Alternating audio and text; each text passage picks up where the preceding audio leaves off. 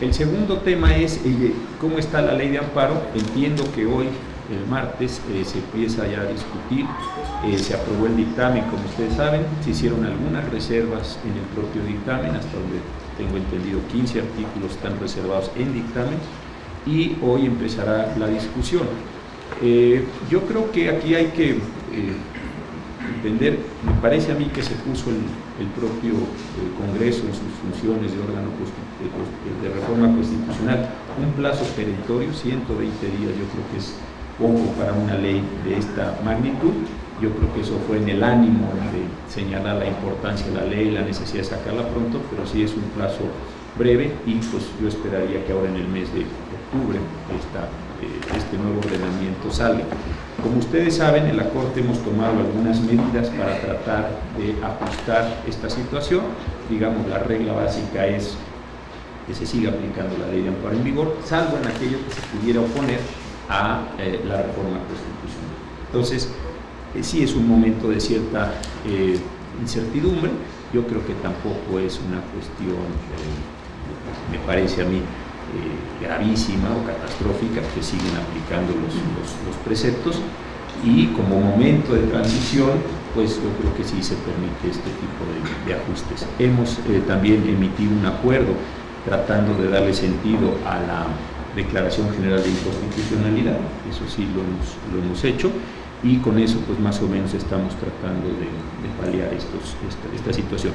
Yo esperaría que la ley salga pronto, y cuando salga esa ley, pues entonces sí tener en toda su plenitud los derechos, la protección.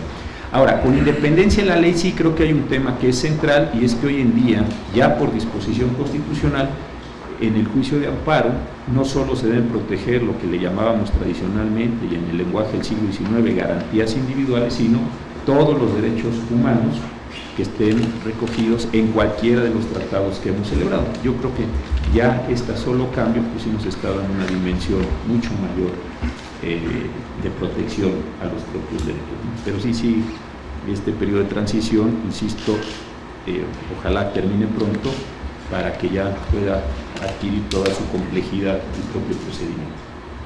Jorge Sánchez. Ministro, buen día a todos. En este nuevo modelo de control de constitucionalidad que surgió a raíz de la sentencia de la Corte Interamericana, los casos que surgen a raíz de esto, lógicamente se van a interpretar por los impartidores de justicia. Si se llega a dar un caso de una denuncia de antaño, ¿esta procede? Yo quiero saber si se llegan a presentar las denuncias en cualquier tribunal, si procede o no, o es en el momento de que surgió esta sentencia. En general, una de las reservas que hizo el Estado mexicano es que la jurisdicción de la Corte se iba a dar, de la Corte Interamericana, por supuesto, con relación a los acontecimientos que se dieran con posterioridad a esta aceptación o este sometimiento a la jurisdicción de la Corte. En el caso de Radilla, lo que sucede es que la Corte Interamericana, siguiendo muchísimos precedentes internacionales y sus propios precedentes, entendió que el caso de Rosendo Radilla tenía una condición de continuada, es decir, como está desaparecido, la desaparición sigue surtiendo, vamos a decir, sus efectos, para llamarlo de esta forma, en tanto no aparezca o en tanto no se dé una respuesta específica sobre el paradero o sobre la condición del señor Rosendo Radilla.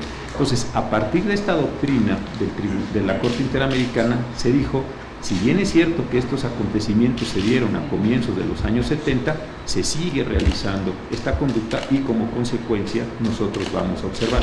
En el caso que usted pregunta, habría que ver cuáles son estas condiciones. La reserva del Estado mexicano, sobre la cual por supuesto tampoco nos hemos pronunciado, pero esa es la reserva hasta este momento, diría que solo respecto de los hechos acaecidos con posterioridad a la celebración o a la subordinación o a la aceptación de la justicia. Entonces creo que este es el criterio central e importante.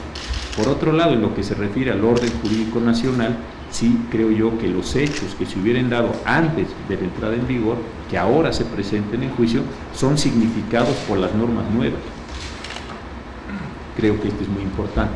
¿Qué quiero decir con esto? Supongamos que alguien y con independencia de los temas procesales, de si la demanda se presenta a tiempo, ¿no? Porque ahí hay muchas cosas que habría que ajustar.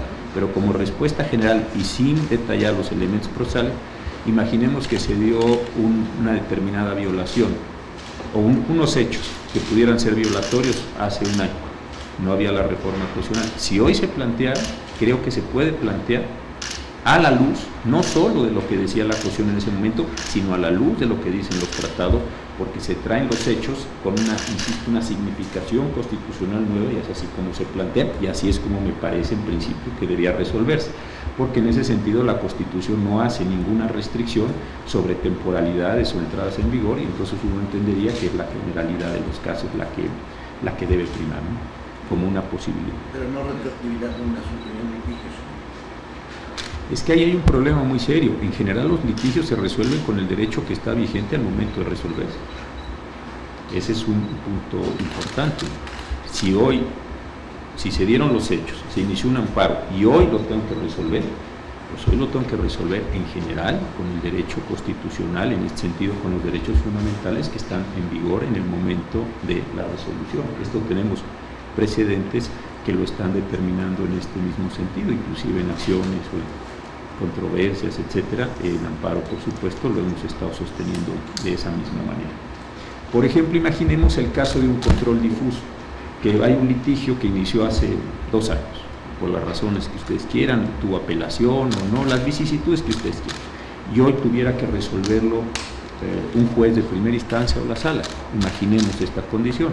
Creo que en esa situación el juez lo que tiene que resolverlo es a la luz, insisto, de la Constitución y de los derechos humanos, de los tratados internacionales, y en el ejemplo que estoy poniendo, desaplicar la norma en virtud de que hoy que tiene que resolver en cuenta que la norma con la que tiene que resolver es contraria a esos tratados internacionales o a esa Constitución, y en consecuencia desaplica. Creo que este sería la condición. Ministro, indica que los casos de violaciones de derechos humanos cometidos por militares, digamos en este sexenio, tengan que pasar forzosamente ya a la jurisdicción civil, es decir, si la Secretaría de Defensa Nacional, el Tribunal de Justicia Militar, ya inició la investigación de varios de sus miembros por presuntas violaciones de derechos humanos, tendría que declinar su competencia y pasar ya todos los casos a la justicia civil. Esa es la idea que tuvimos cuando le pedíamos a los jueces nuestros, sobre todo a los tribunales colegiados, que nos informaran de los asuntos. ¿Por qué?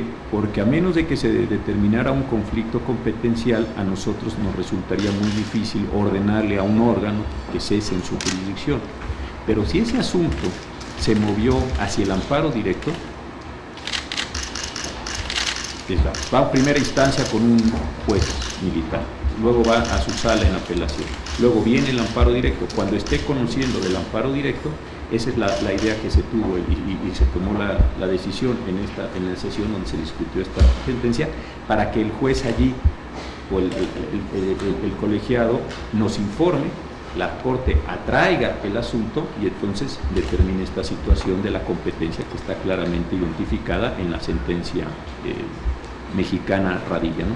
Porque a veces decimos la sentencia, si hay la sentencia Radilla de Costa Rica y la sentencia Radilla de Pino Suárez, entonces vamos a quedarnos con la idea que la sentencia Radilla de Pino Suárez, para darle topografía a los dos elementos, podría determinar que ese asunto efectivamente debe venir a la jurisdicción, ya con muchas consecuencias ahí que sí me costaría trabajo entrar a explorarlas, pero en principio sí tendría que ser conocido con nosotros, para desde ahí, tratar de enderezar este asunto competencial.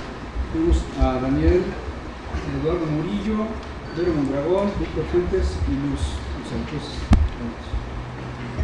Ministro, bueno, ahora siguiendo un poco la secuela, mi pregunta es en otro tema, pero siguiendo la secuela de lo que hablaban los compañeros, ¿ha habido avances en hacer el conocimiento de la Corte de otros casos de parte de la zona? ¿Sí conoce usted que ha habido avances en esa petición que hizo la Corte? La verdad no lo sé, porque estos son cuestiones que nosotros, hasta que nos llegaran los asuntos, igual sí hay cuestiones que se han movido en la Secretaría de acuerdos que lleva toda la parte del trámite, pero en lo personal no lo sé, y yo de los asuntos que hasta tengo idea de mi ponencia, no tengo ninguno de estos. pero no sé si haya algunos que ya llegaron o si hayan turno otros mismos. La verdad lo desconozco. No sé si ya lo arreglamos. Mi pregunta